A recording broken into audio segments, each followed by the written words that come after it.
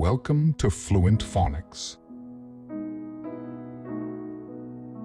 Today we will focus on mastering the pronunciation of the word sensitivity. Sensitivity. Sensitivity. Sensitivity.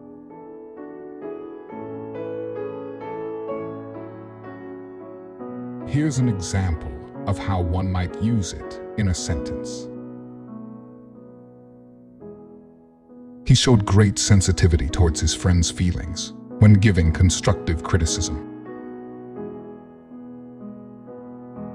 Sensitivity refers to the ability to perceive and respond to emotions, stimuli, or situations in a way that is considerate, caring, and empathetic towards others.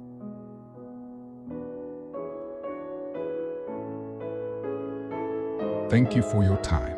If you enjoyed this, please like and subscribe for further content.